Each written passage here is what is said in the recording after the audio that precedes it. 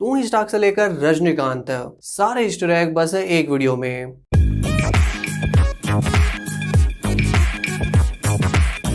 Hello दोस्तों, और आज हम जानेंगे मिस मार्वल के पहले एपिसोड में से अवेंजर कॉन में से 101 ईस्टर एग्स जो मेरे हिसाब से उसमें से कुछ आपको पहले से पता होंगे लेकिन कुछ शायद आप ना जानते हो, तो ये वीडियो तो आपको देखना बनता ही है। So let's start.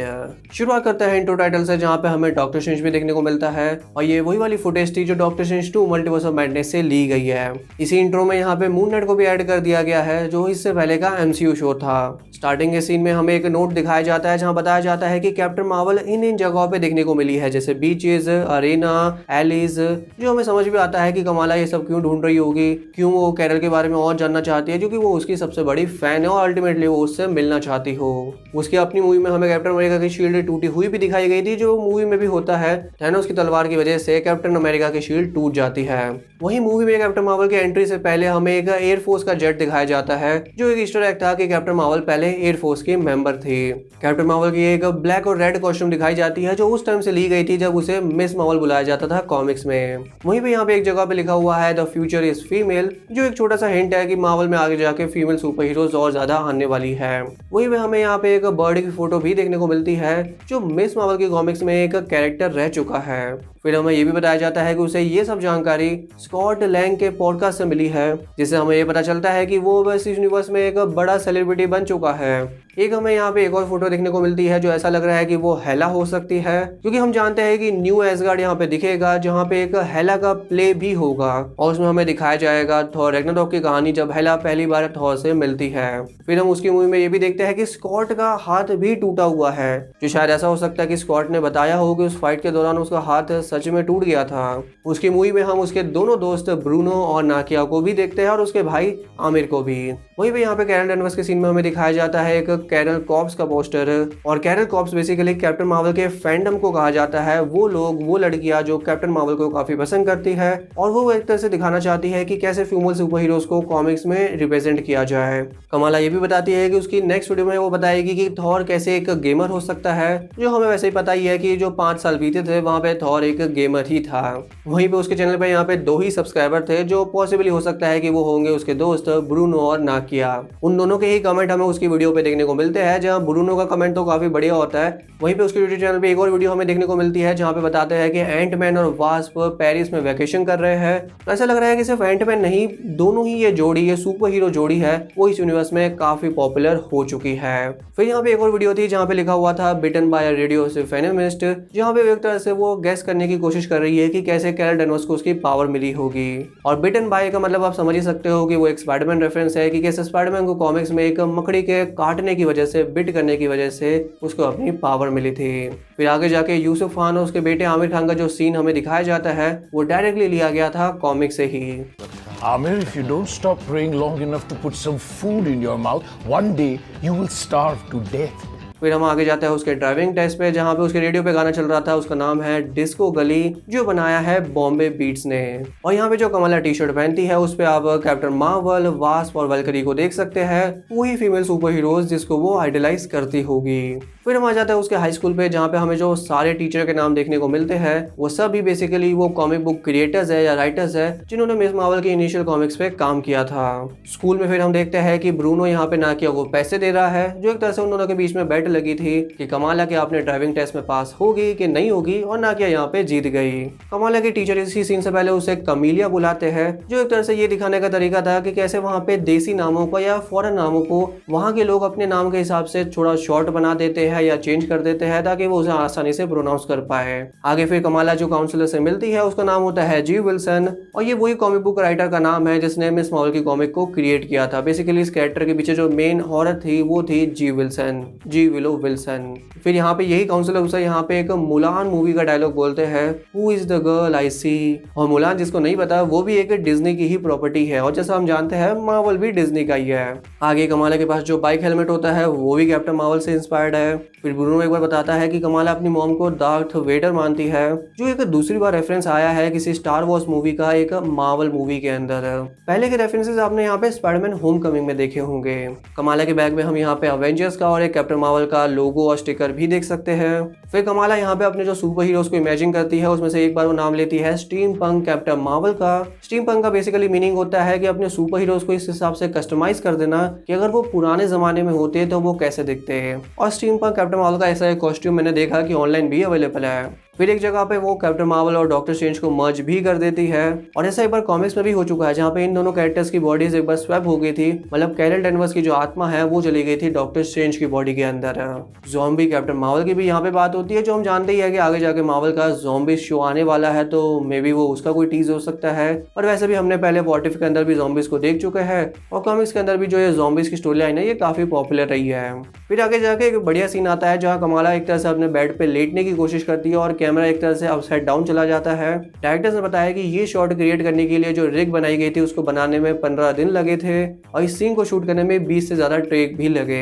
हालांकि इस सीन के बाद वो वापस खड़ी हो जाती है, सीधी हो जाती है और फिर उसे वो कंगन मिलते हैं जिसकी वजह से उसको आगे जाके उसकी पावर मिलेगी। बेसिकली ये दिखाने का तरीका था कि पहले उसकी जिंदगी थोड़ी सी उल्टी पुल्टी चल रही थी, लेकिन उन बैंगल्स के आने की वजह से अब उसकी लाइफ में एक उसे मिशन मिल जाएगा।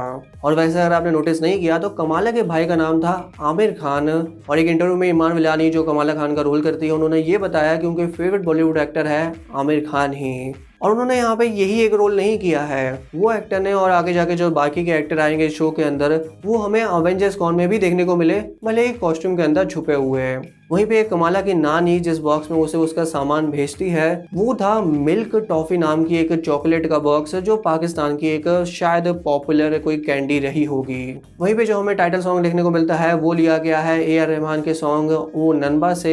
सॉरी मैं अगर इसको गलत प्रोनाउंस कर रहा हूँ। ये सॉन्ग फीचर हुआ था 2014 की मूवी लिंगा में जिसमें फीचर हुए थे रजनीकांत सर। फिर हमें जो एक शॉट दिखाया जाता है देसी बाजारों का, वहाँ पे गाना बजता है कोको करीना जो एक पाकिस्तान का पुराना फेमस सॉन्ग रहा है। इसी मिक्सअप में हम यहाँ पे एक जगह पे एक पोस्टर भी देखते हैं जिसपे लिखा हुआ है मेमोरीज ऑफ मुंबई। एक मूवी का भी या डॉक्यूमेंट्री का पोस्टर है जिसमें भी हमें एक इंडियन फ्लैग वाला बच्चा देखने को मिलता है, तो मे भी हो सकता है कि वो एक इंडियन मूवी रही होगी। फिर एक दुकान में जहाँ पे जाते हैं तो वहाँ पे एक बॉक्स के ऊपर MDH भी लिखा हुआ है, तो पॉसिबल है कि शायद वो MDH मसाले का बॉक्स हो। फिर वो जिस जगह से खाना खाते हैं वो जो एक्टर है उनका नाम है अजहर उस्मान, वो वहाँ के एक फेमस स्टैंड अप कॉमेडियन है। हालांकि जो उनकी फैमिली है वो वहाँ पे इंडिया के बिहार से शिफ्ट हुई थी। और ऐसे तो बहुत सारे एक्टर है जो इंडिया या पाकिस्तानी डिसेंट से आते हैं, लेकिन एक इंडियन एक्टर तो आपने देखा ही होगा जो इंडिया से ही आते हैं, वो है मोहन कपूर जो यहाँ पे बने थे कमाला के पिताजी यूसुफ खान। वहीं पे उसकी मॉम का रोल करने वाली मुनीबा खान, उनका रोल किया था यहाँ पे जनोबी अशरफ ने जो भी इंडिया से आती है। और अगर आपको जानना है बाकी ऐसे और नाम जो असली में इंडिया या पाकिस्तान से आते हैं तो उस पर मैं पहले एक आर्टिकल लिख चुका हूँ, अगर आपको वो जानना है तो नीचे आपको उसका लिंक मिल जाएगा। आगे चलते हैं तो जब ब्रूनो के लिए यहाँ पे मुनीबा खान उसका खाना पैक करती है तो वो बताती है जो लास्ट वाला डब्बा है वो नोना के लिए है। नोना यानी ब्रूनो की ग्रैंड माँ, जो कि इटालियन में ग्रैंड माँ को नोना कहते हैं। और इससे ये भी कंफर्म हो जाता है कि जो ब्रूनो का कैरेक्टर है वो एक्चुअली में इटली से ही आया है, जैसा कॉमिक्स में भी हुआ था। ब्रूनो के रूम पे यहाँ पे एक निकोला टेस्ला का भी पोस्टर है जो एक तरह से दिखाता है कि वो एक इन्वेंटर है और यहाँ पे टेस्ला को अपना एक आइडल मानता होगा। आगे जाके जब ये दोनों लोग यहाँ पे बातें कर रहे होते हैं ब्रूनो और कमाला, तो वहाँ पे पीछे एक एडिसन इलेक्ट्रिक का बोर्ड लगा हुआ है और उस पे एक बोल्ट का साइन बना हुआ है, बिजली का साइन बना हुआ है, वही साइन जो हम मिस मार्वल के कॉस्ट्यूम में भी आगे देखते हैं, मतलब जो आगे के एपिसोड आएंगे उसमें देखने को मिलेगा। उसके रूम में चले तो फिर वहाँ पे एक कैप्टन मार्वल की क्लॉक भी थी, जो उसमें जो पोस्टर बना हुआ है वो काफी यूज्ड फोटो है। अगर आपने कैप्टन मार्वल की कोई भी वीडियोज या कोई भी आर्टिकल पढ़ा होगा तो ज्यादा जो है कैप्टन मार्वल की वो फोटो पहले यूज की जाती थी। आगे जाके जब कमाला बताती है कि उसका प्लान क्या है, कैसे वो एवेंजर्स कॉन जाएगी, वहाँ पे वो ब्रूनो को आयरन मैन के कॉस्प्ले में इमेजिन करती है, जो कहीं ना कहीं एक इंटरनल ईस्टर एग हो सकता है क्योंकि ईमान विलानी सबसे ज्यादा जिस सुपर हीरो को पसंद करती है वो है आयरन मैन, और शायद उसने ही इसी वजह से यहाँ पे उसी को यहाँ पे इस रोल में इमेजिन किया हो। हालांकि ब्रूनो आगे जाके बताता है कि वो ब्रूस बैनर बन के आया है, जो काफी बढ़िया बात है। हमने स्पाइडरमैन होमकमिंग में भी देखा था कि वहाँ पे एक ब्रूस बैनर की फोटो लगी हुई है, तो वो एक काफी पॉपुलर साइंटिस्ट बन चुका है इस यूनिवर्स में। और ब्रूस बैनर भी खुश होगा क्योंकि वो रैग्नारॉक में कह रहा था कि भैया हाँ भाई बैनर भी इंपॉर्टेंट है। तो यहाँ पे ये देख के अच्छा लगा कि एक बंदा यहाँ पे ब्रूस बैनर बनना चाहता है, ना कि हल्क। फिर हम देखते हैं कि अवेंजर्स कॉन में यहाँ पे निक फ्यूरी भी आए थे, विजन के साथ भी फोटो खिंचवाई गई थी, तो विजन भैया भी यहाँ पे मौजूद थे। एक लड़की ने यहाँ पे कैप्टन अमेरिका की विंटर सोल्जर वाले लुक की कॉस्ट्यूम पहन रखी थी, जो मेरे हिसाब से कैप्टन अमेरिका की बेस्ट कॉस्ट्यूम है शायद। एक बंदा है जो थॉर के कॉस्प्ले में भी था, जिसने सीरीज लगा रखी थी अपनी बॉडी में और उसने हेलमेट में यहाँ पे कॉम्ब यानी कंघी लगी हुई थी।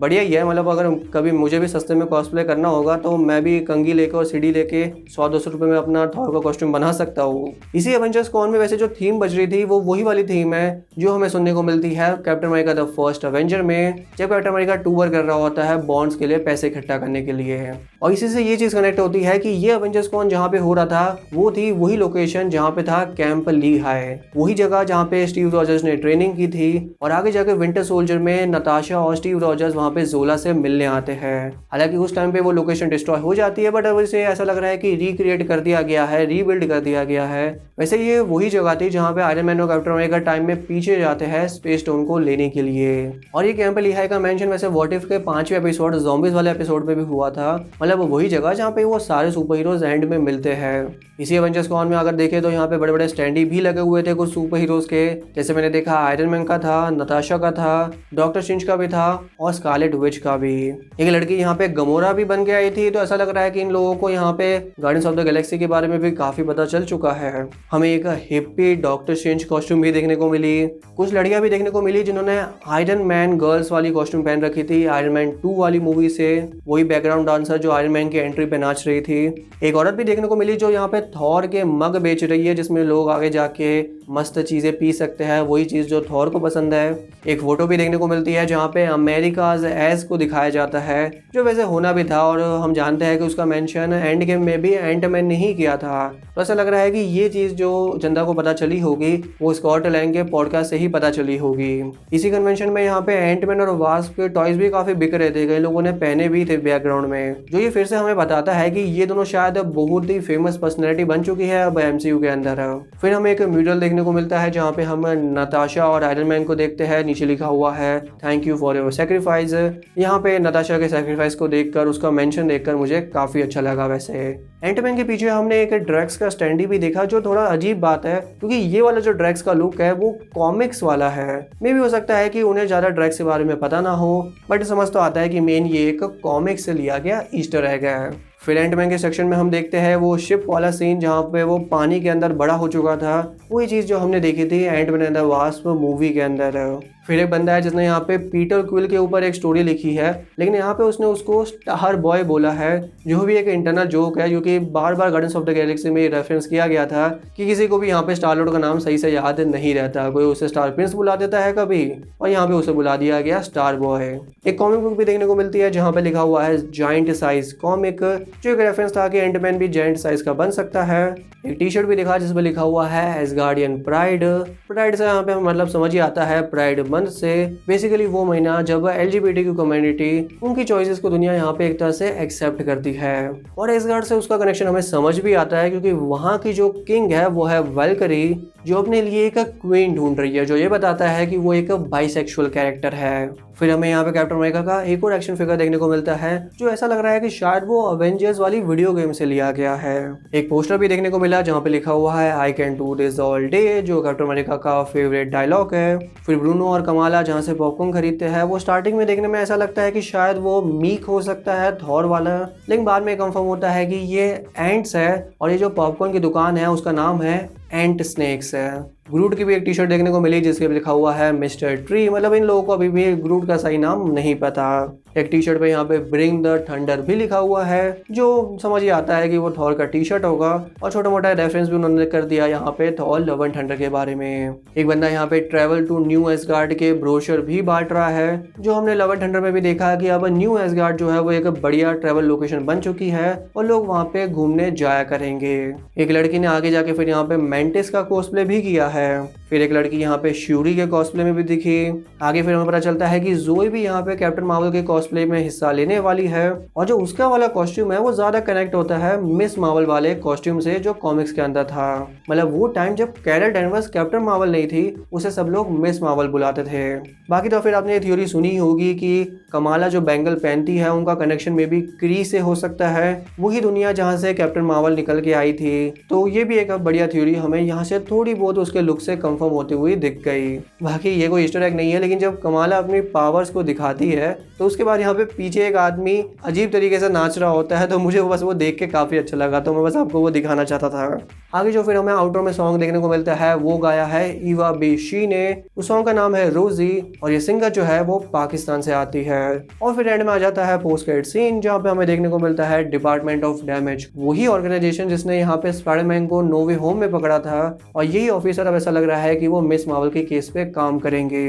हालांकि जिस हिसाब से इस बंदे पे फोकस किया गया है, ऐसा हो सकता है कि ये बंदा एक स्क्रल हो। हम जानते हैं कि स्क्रल अपनी बॉडी को चेंज कर सकते हैं, और बेसिकली ये स्क्रल से यहाँ पे इंसानों के बीच रह रहे होंगे। और ये क्वेश्चन आता है कि क्या ये वो अच्छे वाले स्क्रल है जो यहाँ पे निक फ्यूरी के साथ काम कर रहे हैं, या ये कोई वो बुरे वाले स्क्रल है जो इसे आगे जाके सीक्रेट इन्वेजन से कनेक्ट कर दे। और अब आगे जाके जो ईस्टर एग मैं आपको बताऊंगा, ये मैंने खुद नहीं ढूंढे हैं, ये मुझे इंटरनेट से मिले हैं, बस मैं आपको ये क्लैरिफाई करना चाहता था। जैसे हमें बताया जाता है कि ये जो इवेंट था अवेंजर्स कॉन, उसको स्पॉन्सर किया था एक बुक ने, उसका टाइटल था आई वॉज देयर, जो लिखी थी एक शील्ड एजेंट ने, जहाँ पे वो बताता है कि मैंने एंड गेम वाली फाइट देखी थी और मैंने ये भी देखा था जब टोनी स्टार्क ने स्नैप किया। अब क्या उसने सच में उसे देखा होगा नहीं देखा होगा वो तो एक अलग बात है, बट ये ऐसा कुछ हो सकता है कि कुछ लोग बस अवेंजर्स की पॉपुलैरिटी के टाइम पे उनसे पैसे कमाने के लिए कुछ ऐसे बुक लिख रहे हो या कुछ ऐसे मूवी बना रहे हो ताकि बस उनकी पॉपुलैरिटी बढ़ जाए या और उनको पैसा कमाने का मौका मिल जाए। इसी अवेंजर्स कॉन के एंडमेंट सेक्शन में यहाँ पे पिम पार्टिकल्स पंच नाम से एक ड्रिंक्स भी बेची जा रही थी। अवेंजर्स कॉन के फ्लोर पे यहाँ पे रेनबो ब्रिज भी बना हुआ था, वही ब्रिज जो थॉर के मूवीज में हमें देखने को मिला। एक बुक भी यहाँ पे हमें दिखी थी जहाँ पे हमें दिखाया जाएगा कि मेडिटेशन और सेल्फ इम्प्रूवमेंट कैसे किया जा सकता है द एसगार्डियन वे में। मतलब एसगार्ड के कल्चर को भी अब दुनिया वाले धीरे धीरे शायद एक्सेप्ट कर रहे हो। एक सेक्शन ऐसा भी था जिसपे लिखा हुआ था थिंग्स हल्क स्मैश्ड, जहाँ पे वो कुछ ऐसी चीजें दिखाई गई जो शायद हल्क ने स्मैश की है। एक कैप्टन मार्वल पे बुक भी लिखी गई थी जिसका नाम था definitive account of the cosmic Avenger, तो वो भी हमें यहाँ पे अवेंजर्स कॉन में देखने को मिली। कैप्टन अमेरिका के सेक्शन में यहाँ पे सुपर सोल्जर सीरम के कुछ पाउचेस भी पड़े हुए थे जो लोग खरीद सकते हैं।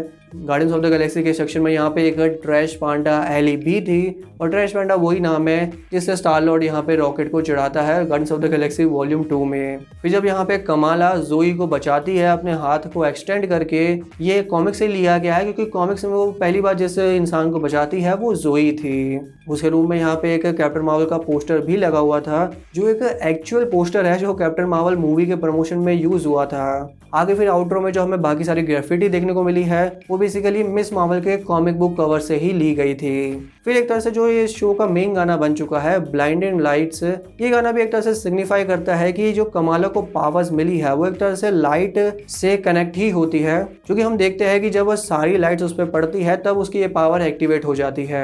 फिर जो उसकी स्टार्टिंग में एक मूवी थी वहाँ पे हमें पेपर पॉट्स और उसका सूट भी देखने को मिला था।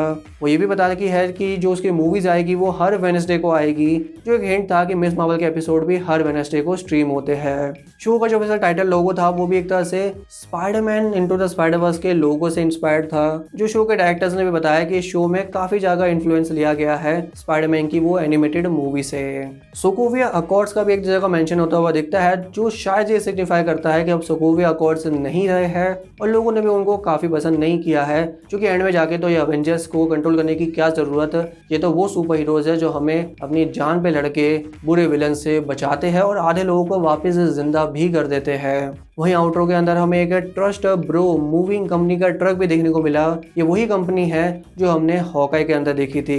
हॉकाई भी जो हमें देखने को मिला था उसकी अपनी मूवी में, उसने वहाँ पे पर्पल वाली कॉस्ट्यूम पहन रखी थी, जो शायद उन्हें पता नहीं होगा कि वो कॉस्ट्यूम किस कलर की है, लेकिन आगे जाके जब हॉकाई के इवेंट हुए होंगे और वहाँ पे उसने पर्पल वाली कॉस्ट्यूम पहनी होगी तो उन्होंने यही सोचा होगा कि यही उसकी मेन कॉस्ट्यूम है। और वहीं पे उसकी मॉम ये कई बार मेंशन करती है कि उसकी नानी जो है वो डे ड्रीमर थी और वो कॉस्मिक हेड एक तरह से उनको बोला जाता है।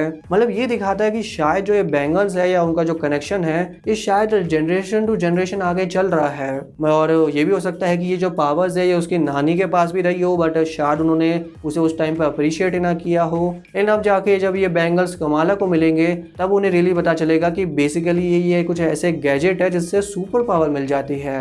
फिर यहीं पे स्कूल वाले सीन में कमाला ये बताती है कि उसने अपने गले में जो नेकलेस पहना है उसमें उसका नाम लिखा हुआ है अरेबिक में। और अरेबिक में कमाला का मीनिंग होता है परफेक्शन। और ये जो इनह्यूमंस वाली पावर थी उसको हमने आउटरो में भी देखा, जहाँ पे हमें दिखाया जाता है कि उसकी बॉडी यहाँ पे साइज चेंज कर सकती है, बट जैसा हम जानते हैं कि उन्होंने ये वाली पावर यहाँ पे शो के अंदर चेंज कर दी है। जस्ट एक रेफरेंस देने के लिए बस उन्होंने यहाँ पे उसको आउटरो में एक तरह से हिंट दे दिया। वहीं पे अवेंजर्स कॉन में जो हमें होस्ट देखने को मिलता है इस कैप्टन मार्वल कॉस्प्ले का, वो है एजेंट एम, और ये एक असली बंदा है जो मार्वल के लिए काम करता है और उनके कई सारे हमें इंटरव्यूज वगैरह में देखने को मिलता है। और लास्ट तो ये बताना है कि जो हमें अवेंजर्स कॉन देखने को मिला, केविन फेगे ने ये बताया कि उन्हें ये शूट करके काफी मजा आया और होपफुली वो कोशिश करेंगे कि उसे असली रियल लाइफ में भी करने की कोशिश करे, मतलब एक अवेंजर्स कन्वेंशन जहाँ पे मेन वो मार्वल और एमसीयू की बातें कर सकते हैं। और ये तो बहुत सारे ईस्टर एग हो गए। आप बताइए कि आपका फेवरेट इसमें से कौन सा था, और अगर इसमें से कोई मिस हो चुका है तो उसे भी आप कमेंट में मेंशन कर सकते हैं। और वीडियो अच्छी लगी हो तो इसे लाइक भी कर देना। चलिए मिलता है अगली वीडियो में, तब तक के लिए बाय।